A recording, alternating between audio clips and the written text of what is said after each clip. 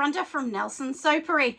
Today we're going to be talking all about candles, melts, containers, and all the things that you need and what I actually use to get the end result. So I'll show you the end result and show you where I get everything from and so on and what I'm actually using. So let's get into it. So we're going to first start talking about how we would actually make some melts, because lots and lots of people want to know about the melts. Now, honestly, I've tried so many different waxes and you need to use the right wax. If you want that shiny, beautiful finish so that you can actually get the right amount of money, I definitely suggest that you use a tart wax. So now there's different kind of waxes. So in front of me here, this is a tart wax. Hopefully you guys can see it. Will pour a bit on my hand. And then this is what it looks like. Mine comes in flakes. So this one here is called golden wax. I actually get mine, golden tart wax. So I actually do get mine from Aussie Candle Supplies in Australia, but I'm sure that there are many other ones you can. So once again, that is called golden tart wax. So all you're going to do is melt it down as per instructions. Please look at the instructions online, because melting down to the right temperature is paramount to getting that silky, shiny, slimmy, you know, at the end. You want that shine at the end, and temperature will definitely make that. So don't just think, well, it's a melt, it doesn't have a wick in it, so who cares? I'm just going to pour it in. No, you still need to keep to the temperature. And I 100% did that wrong at the start as well, because I thought, well, there's no wick, does it matter? Well, it really does matter, and I will show you the results in a minute. So this is what I actually use. So this one here is just a candy melt. So it's a silicone one. You can get it from anywhere, but I actually got mine from Sud Off. They also sell them on Amazon, but have a look at what you like. If you want them from Australia, I definitely suggest go to Sud Off. They're amazing, and they will have your delivery out super fast. They're very fast at delivering. And I think these are roughly about $16 for one tray. And look, honestly, I only have 2 trays. So, you know, you don't need heaps of them. You can easily make this and keep going. And just to let everybody know, when I actually melt down my waxes, I put them in a slow cooker. That's how I do mine, on low. And once they're heated up, I just turn it off, and that's it. I've never burnt anything. A slow cooker is an amazing tool to actually use, and an affordable one to use. So we're going to pop that down. So that's one, or you can use these if you like. I just personally feel that these are a little bit better for what I like, but this is one that everybody else would know. And these little trays you can get from many suppliers, but Aussie Candles are definitely in Australia, I found to be the cheapest to sell these. But once again, Amazon has them as well. So go on there and you can find them. I'll put some links as well for you down the bottom. So now we've talked about those. Of course, once it heats the right temperature, you're going to pour it. So I'll show you what mine look like. So mine go into little bags. You can get some biodegradable bags too if you like. And this is what they look like. And hopefully you can kind of see that shimmer on them. And then that's the back of them. So you can put colors in it. You can do whatever you like. And they smell glorious. I mean, really nice. I use 9% to 10% of fragrance. This particular one is my Blooming Rose, and you know, honestly, 9% is more than fine. I get my fragrances from Pure Candle Supplies. They are definitely my preferred suppliers, because they have like a luxury level, a middle level, and then your base level. I pretty much always use the luxury level because it does have more essential oils and so on, and it's a stronger oil. You can see it. You honestly can see it. So the thing is, buying the cheapest one is not always the best one. It actually can cost you more because you need to add more in. But do remember that waxes have a percentage load, so you can't go over that. So if it says that it's only going to hold 9, there's no good putting 15% in, because it won't work. It means the oil will come to the top, and then it's dangerous to use. And this is easy because they just snap off a piece at a time, and then off they go and pop them in their melter.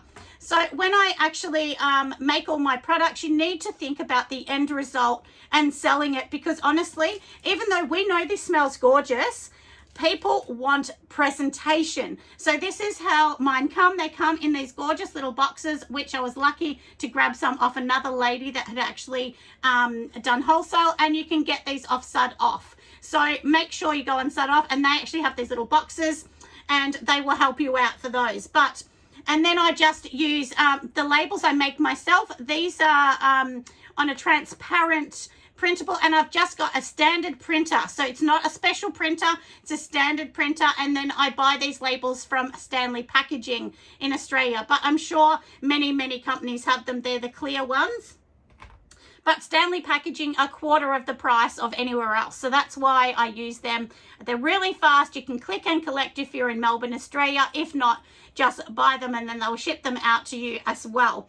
So now we've talked about the tart wax, haven't we? And we've talked about the melters. So these ones are amazing. So have a think about it. Make sure yours are different. You can even put little elements like little Fruit Loops on top or whatever. There's so many different things that you can do, but make sure that you just think about how you want it to be for your company.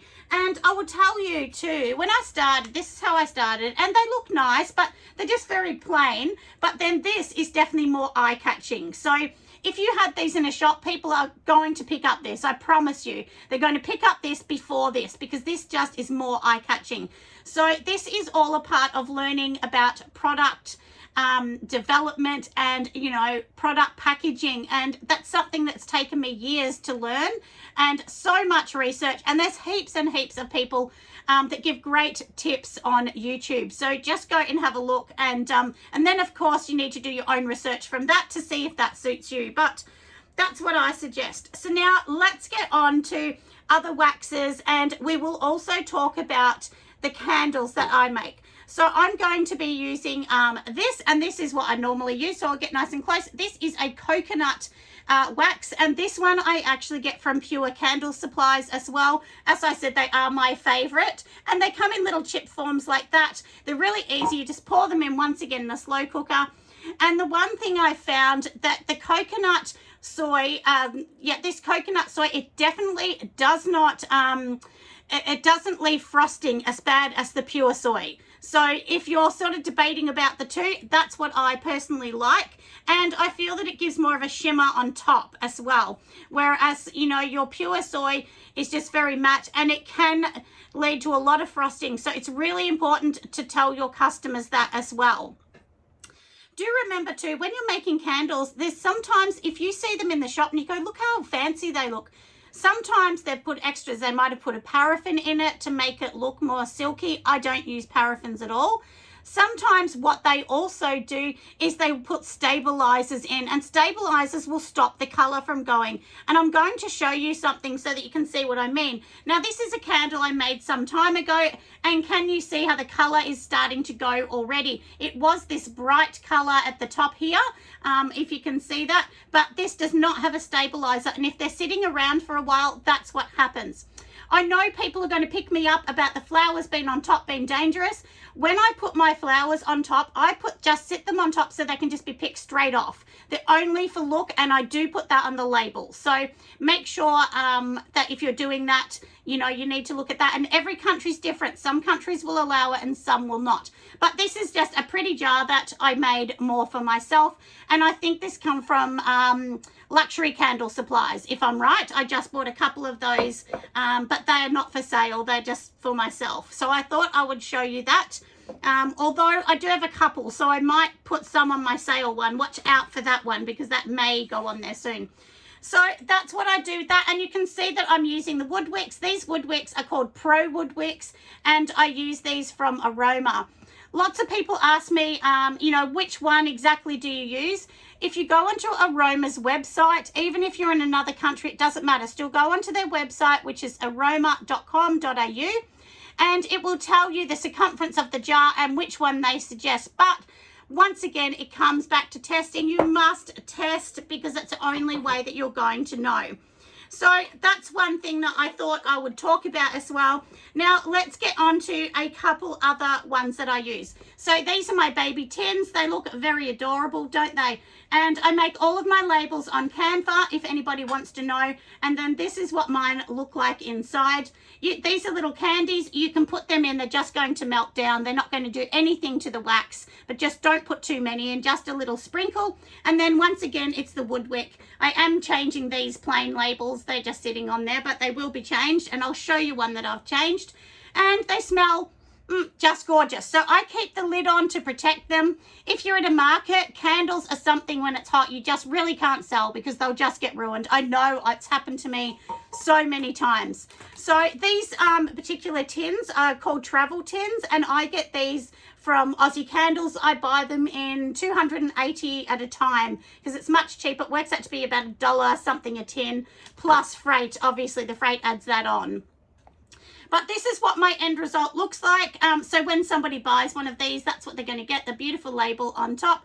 And I know it sounds silly because you think, oh, it's only a label. But you know what? The label is what makes us pick it up and buy it. The product could be amazing, but if this label is ugly or terrible, no one's going to pick it up. So you do need to invest a lot of time into product development, product labeling. That's really what I suggest. And then it's just inside. So can you imagine if somebody just seen the plain purple, they go, nah. But they see all of this and go, that's beautiful, I'm going to get it. So that's the thing that you've got to remember. That eye appeal is buy appeal, as my old dad would have said to me as well. And, you know, once again, this is my bubblegum one. And once again, it just looks a bit pretty. And that's one thing too. When you're developing a product, you want to be different. I mean, I've seen so many people with white candles, which are beautiful. But sometimes somebody wants something different. So if you want to stand out, you need to do that. Or I've seen some minimalistic ones that look amazing. You just have to have the right shop to pop them in, and hopefully, you know, you get to the stage where you know, your products are going into shops. And I know a few girls that have done super, super well. So congratulations to those Aussie girls that have done well, and some of them are going into big shops. So I'm really, really happy for those ladies. So now let's talk about, you know, your jars. So this is my big jar here. So these are what mine look like when they come out to somebody.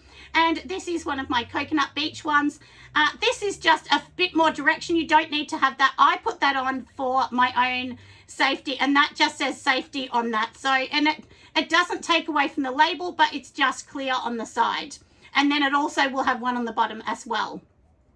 And once again, like I said, you know, these are what the tops look like. They look really pretty, don't they? They look absolutely beautiful. And I printed this on printable vinyl. So they can wipe over it and it's not going to come off. And that is the inside of mine. This is a beach one, so obviously it has shells. And for these bits here, for the shells, I'm also using the coconut soy. So it doesn't matter if it melts down. It's exactly the same wax. So you don't need to worry about it. Honestly, I love this smell. I grew up close to St Kilda Beach along the bay when I was a teenager with my dad, and that just reminds me of the sunscreen they used to use in the 80s. But anyway, like I said, this is the jar I use from Pure Candle Supplies. This one's the extra large one. And this jar is beautiful. It's just slimlined. It's got a rounded bottom and it fits these lids on. So you buy the lids separately, and I get those from Pure Candle Supplies. I have actually bought them from other companies. Aroma have them, Aussie Candles and so on. But I do like Pure Candle Supplies ones better because they're a matte finish and they just feel a bit more quality. So that's what I really like about those ones. So, and that holds about 400 grams in that. And then this is my smaller one here so that I would sell. Same thing. And I get these from Pure Candle Supplies. This is the small one that holds about 220 grams.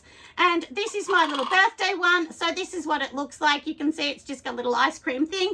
And that's just, like I said, that is my thing of just making something look really fun and a little different. And it actually helps me to stand out. So make sure you're standing out, everyone. That is super, super important. So remember, when you're selling them, you don't have to have all the sizes. But for me, these are kind of the sizes that I offer. And of course, the melts. So you choose exactly what you want for your business. But if I can be really honest, the most popular size that I sell is the large ones. So to give you an idea, I sell these ones for $39. I used to sell them for $35, but with the pandemic, all the waxes and everything have gone up in price, and containers, everything's gone up. So that's sadly why I had to add another $4 to cover that cost. So that's what I charge for that one there. This one I charge $26, which is your 220. And the thing is, when you're buying a candle, you need to remember that the jar and everything needs to be added in. So, you know, the ink, the labels, the wicks, the wax, the, you know, the containers, the stickers that go on the bottom, that is all a part of selling it. There is no good selling this for $12 when it costs you $11 or whatever to make. So that's one thing that I'm going to say. And there's not much difference in buying this big jar to this jar. They're very similar price for anyone that wants to know. And then my little ones here are around the $9 one. This one, once again, has to have a new label. That was just the old one. And that will show you how plain it was. And it wasn't eye-catching until I added the bright colours in. And then if you're looking at my melts, mine are about $6 roughly for those ones there. So that will give you a little bit of an idea. And I hope this video has helped you just understand a little bit more about the waxes, the wicks, and so on. You can use cotton wicks too. I personally don't use them. I've always wanted to use wood wicks, and I do love them. And for anybody that is watching that is, you know, thinking, well, how do you use a wood wick? You can use them really easily. You light them. They're not going to light in 10 seconds just like a cotton one. You do need to hold, you know, the lighter and go across. If it blows out, then just light it again. And after each time, just flick off the little black bit on the top, which will be just the little burnt stick on the top. Flick it off and it is ready for the next burn. So hopefully, like I said, that is really, really helpful. I hope that all of this has been super helpful for everybody. And do make sure that you give me a massive like if you love my videos, because it does take lots of time to make and edit videos for everybody. If you'd like more information or you want to go and see all my recipes that are not popped onto YouTube, just go over to my Patreon. All the links will be in the top right-hand corner of YouTube. Thanks for listening, everyone. I will see you next time. Bye for now.